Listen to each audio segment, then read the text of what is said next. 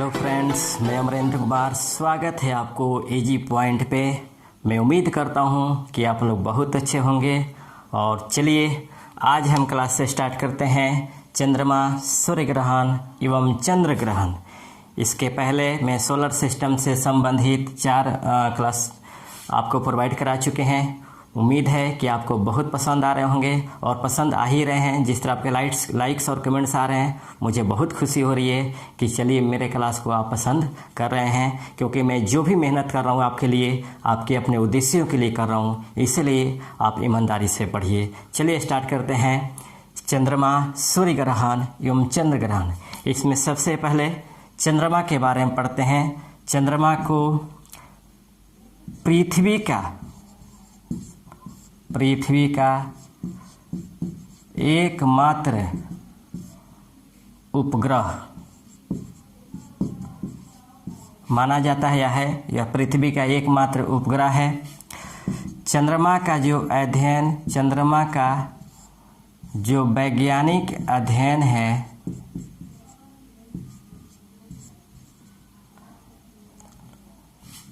चंद्रमा का जो वैज्ञानिक अध्ययन है, इसे सेलेनोलॉजी कहा जाता है। सेलेनोलॉजी कहा जाता है ना।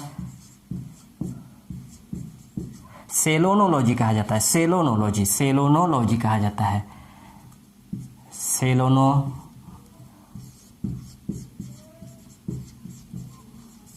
सेलेनोलॉजी कहा जाता है। पृथ्वी से चंद्रमा की दूरी, पृथ्वी से चंद्रमा की जो दूरी है वो लगभग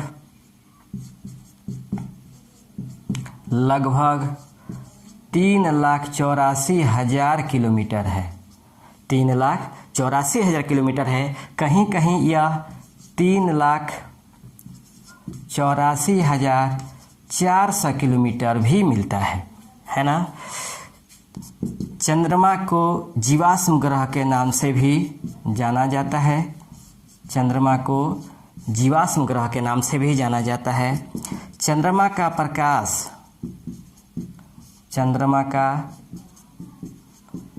प्रकाश पृथ्वी तक 1.3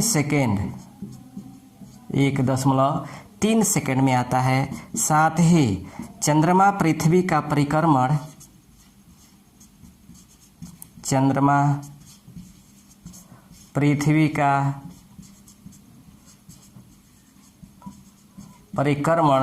27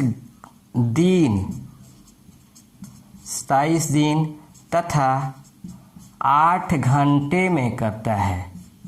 27 दिन तथा 8 घंटे में करता है। याद रखिएगा, चंद्रमा का परिक्रमण और परिभ्रमण वो लगभग समान है। चंद्रमा का परिक्रमण तथा परिभ्रमण लगभग समान है। इसके बाद आगे हम देखते हैं। इसका स्क्रीनशॉट ले लीजिए आप लोग। चलिए, इसके बाद चंद्रमा का जो व्यास है, चंद्रमा का जो व्यास है वह 3840 किलोमीटर है। चंद्रमा का जो व्यास है 3840 किलोमीटर है। साथ ही पृथ्वी से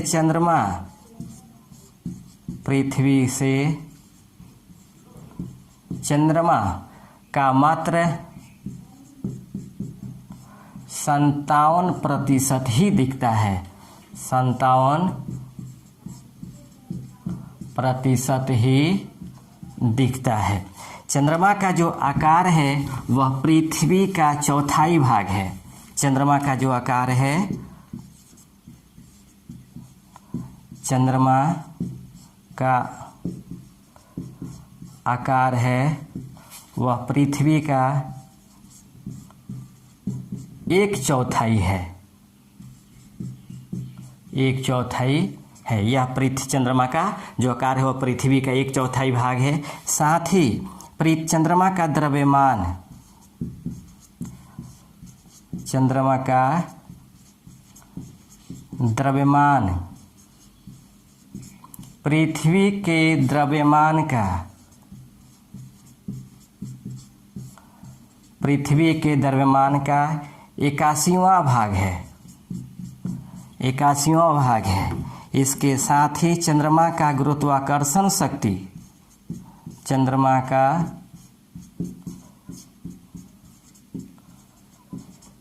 गुरुत्वाकर्षण शक्ति, चंद्रमा का जो गुरुत्वाकर्षण शक्ति है वह पृथ्वी के गुरुत्वाकर्षण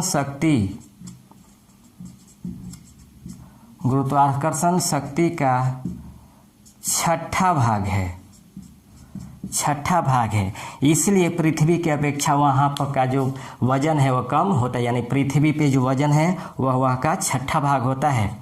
हाँ, ये ध्यान रखिएगा, मेरे काफ़ी जो प्रिय छात्र हैं, खाते भी खूब हैं और पढ़ते भी खूब हैं। अगर उनका कोई मजाक उड़ाए कि तुम ज़्यादा मोटा हो गया है, 1 क्विंटल का हो गया है, तो सीधे आप बोलिएगा अपने मित्र से कि पृथ्वी का जो माप तौल है ये गड़बड़ है। अगर मेरा वज़न देखना है तो चंद्रमा पे चलो, चंद्रमा पे मेरा वास्तविक वज़न है ना। खैर, लॉकडाउन की स्थिति में वो ये जो लगन है सब शादी ब्याह वाला बंद हो गया है। कैसे काम चलता होगा मेरे प्रिय छात्रों का, ध्यान देंगे आप लोग, है ना। चलिए, तो ये चंद्रमा का गुरुत्वाकर्षण शक्ति पृथ्वी के गुरुत्वाकर्षण शक्ति का छठा भाग है। चंद्रमा पर वायुमंडल नहीं पाया जाता, चंद्रमा पर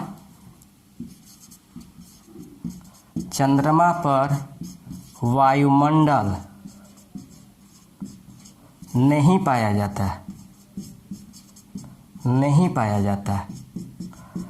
और लिपनिज पर्वत, इसको मिटा देते हैं, स्क्रीनशॉट आप लोग ले लीजिए।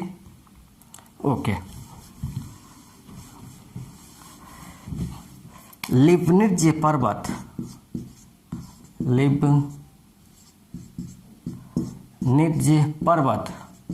यह चंद्रमा का सबसे ऊंचा पर्वत चोटी है। यह चंद्रमा का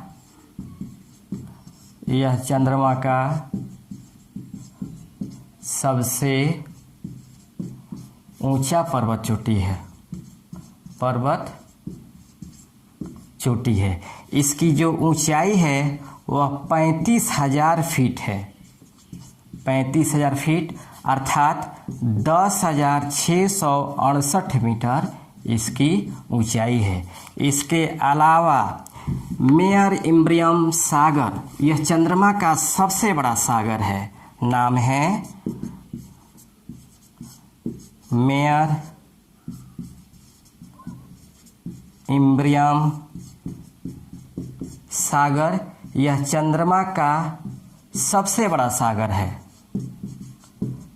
चंद्रमा का सबसे बड़ा सागर है। याद रखिएगा, इसे फुहार सागर के नाम से भी जाना जाता है, फुहार सागर के नाम से भी जाना जाता है। और एक सबसे इम्पोर्टेंट है, चंद्रमा के चट्टानों में टाइटेनियम की अधिकता होती है, टाइटेनियम की प्रचुरता पाई जाती है। चंद्रमा के चट्टानों में टाइटेनियम की प्रचुरता पाई जाती है। तो ये हमारा चंद्रमा है, पृथ्वी का जो एकमात्र उपग्रह। फिर रिकॉल कर लेते हैं, चंद्रमा का ये पृथ्वी का एकमात्र उपग्रह, इसका वैज्ञानिक अध्ययन सेलेनोलॉजी कहा जाता है।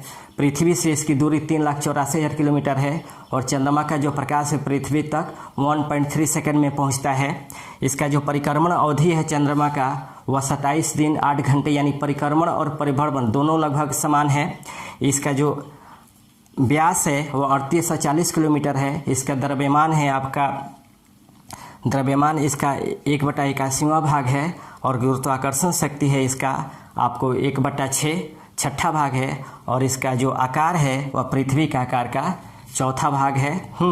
यहाँ पे वायुमंडल नहीं पाए जाते हैं। लिबनिट्ज पर्वत जो चंद्रमा का सबसे ऊंचा पर्वत चोटी है, जिसकी ऊंचाई है 35,000 फीट या 10,668 मीटर, और मेयर इम्ब्रियम सागर जो चंद्रमा का जो सबसे बड़ा सागर है, इसे फुहार सागर के नाम से भी जाना जाता है। और यहाँ के चट्टानों में टाइटेनियम की प्रचुरता पाई जाती है ना।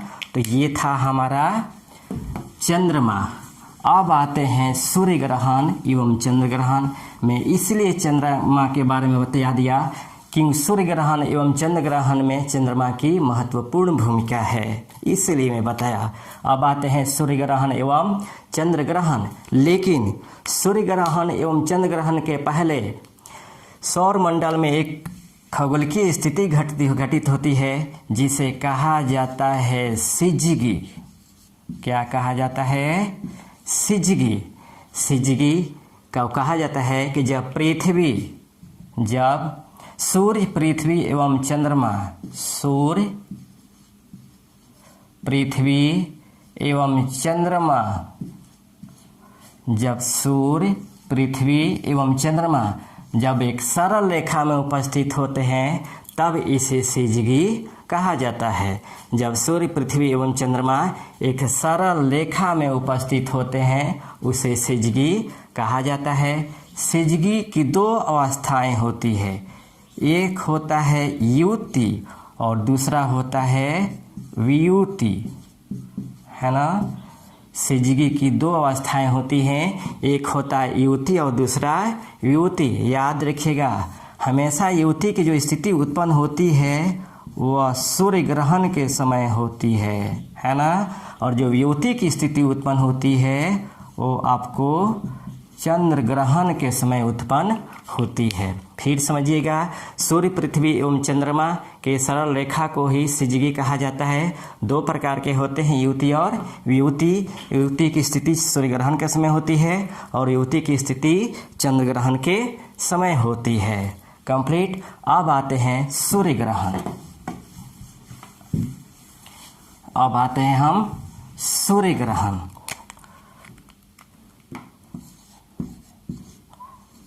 सूर्य ग्रहण यानी सोलर इक्लिप्स। सोलर इक्लिप्स, ध्यान दीजिएगा, जब सूर्य एवं पृथ्वी,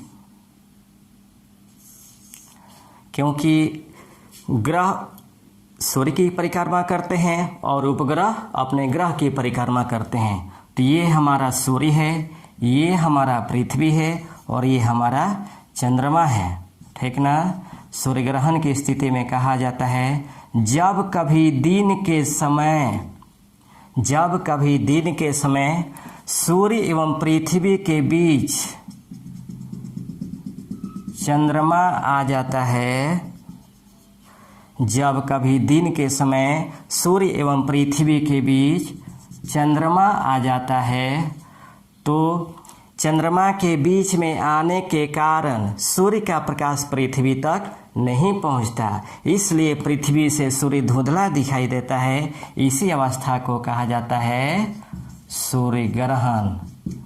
इसी स्थिति को कहा जाता है सूर्य ग्रहण। सूर्य ग्रहण की जो स्थिति होती है वह हमेशा अमावस्या के दिन में ही होती है। अमावस्या के दिन में ही सूर्य ग्रहण की स्थिति उत्पन्न होती है। और सूर्य ग्रहण दो प्रकार के होते हैं। सूर्य ग्रहण जो होते हैं वह दो प्रकार के होते हैं। पहला होता है आंशिक सूर्य ग्रहण। जो पहला होता है वह आंशिक सूर्य ग्रहण होता है। आंशिक सूर्य ग्रहण। आंशिक सूर्य ग्रहण में जब सूर्य एवं पृथ्वी के जब सूर्य ग्रहण की स्थिति में जब पृथ्वी से सूर्य का कुछ भाग दिखाई दे, आंशिक सूर्य ग्रहण की स्थिति में जब पृथ्वी से सूर्य का कुछ भाग दिखाई दे, तब इस अवस्था को आंशिक सूर्य ग्रहण कहा जाता है। और आंशिक सूर्य ग्रहण की जो अवधि होती है वह लगभग 4 घंटे की होती है। लगभग 4 घंटे की होती है और यह सबसे हानिकारक सूर्य ग्रहण होता है। दोनों सूर्य ग्रहणों में यह सबसे हानिकारक सूर्य ग्रहण होता है। अब आता है पूर्ण सूर्य ग्रहण। पूर्ण सूर्य ग्रहण, सूर्य ग्रहण की स्थिति में जब सूर्य एवं पृथ्वी के बीचों बीच में चंद्रमा आ जाता है और पृथ्वी से सूर्य का कोई भाग दिखाई न दे, तब इस अवस्था को पूर्ण सूर्य ग्रहण कहा जाता है। और पूर्ण सूर्य ग्रहण की जो अवधि होती है वो लगभग 450 सेकेंड या 7.5 मिनट की होती है। कभी कभी अधिकतम यह 8 मिनट की भी हो जाती है। कभी कभी अधिकतम यह 8 मिनट की भी हो जाती है ना। तो ये आंशिक सूर्य ग्रहण हो गया और ये पूर्ण सूर्य ग्रहण हो गया। याद रखिएगा, पूर्ण सूर्य ग्रहण के समय में ही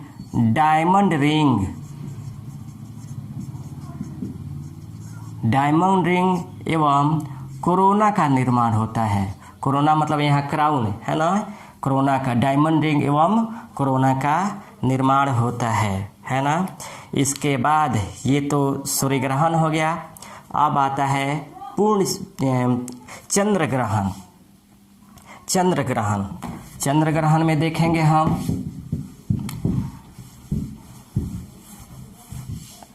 हमें मालूम है कि हमेशा पृथ्वी सूर्य की परिक्रमा करती है और चंद्रमा पृथ्वी की परिक्रमा करती है ना।